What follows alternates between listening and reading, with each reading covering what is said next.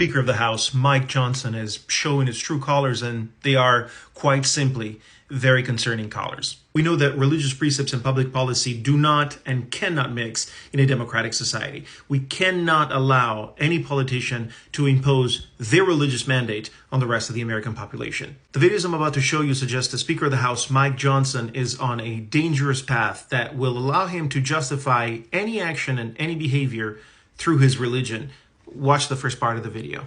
And the Lord told me very clearly to prepare and be ready. Be ready for what? Okay, I don't know. We're coming to a Red Sea moment. What is that? This is a speech Mike Johnson gave to the National Association of Christian Lawmakers, where he says that he hears the Lord speaking to him and telling him how he should behave. In this particular conversation that Mike Johnson is alluding to, he says that Jesus gave him details about what would happen in the future. And specifically, Mike Johnson tells his audience that the Lord was telling him what was going to happen in the House speakership race.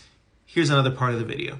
I started praying more about that, and then the Lord began to wake me up through this 3-week process we're in the middle of the night, and to speak to me and to write things down, plans and procedures and ideas on how we could pull the conference together. Now, at the time, I assumed the Lord is going to choose a new Moses, and thank you, the Lord, you're going to allow me to be Aaron to Moses. So the Lord is waking Mike Johnson up at night and telling him what is going to happen with the House speakership position. And I find that a little troubling because there's a very thin, hazy line between you waking up at night thinking of things that trouble you and you attributing those things to the Lord speaking to you. And in case you don't know, Mike Johnson talks about Aaron. Aaron is a biblical reference. Aaron was the brother of Moses, also known as Moses' prophet. He was the one that spoke to other priests when Moses told him what to say. But that's actually not the most troubling part of the story. The most troubling part of the story is about to come up. I'll show it to you in a second. And that's because,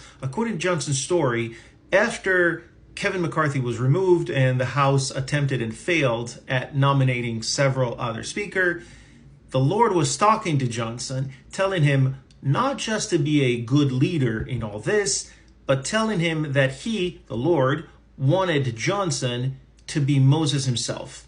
Hear this. And the Lord kept telling me to wait. So I waited. And then at the end, when it came to the end, the Lord said, now, step forward. Me? I'm supposed to be Aaron.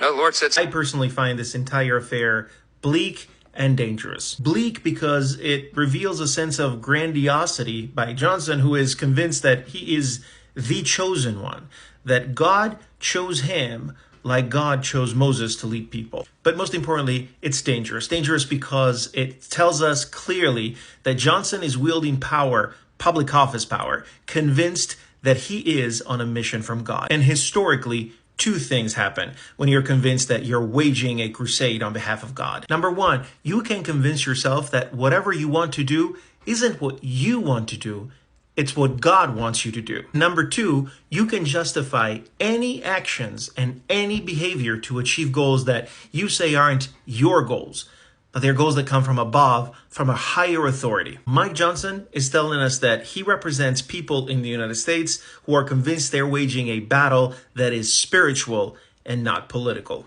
And the concept of waging a battle, saying that you're trying to protect values that are higher than us, that are more important than people themselves, have been used by others in history. They've been used by Germany to justify their policies in the 1930s and 40s. They've been used by the Catholic Church to justify the Crusades and the Inquisition tribunals. And they're used by the Taliban to perpetrate crimes against humanity. The commingling of religion and public policy should concern every American. But Mike Johnson's belief that God speaks through him and his policies and actions as Speaker of the House should absolutely terrify you.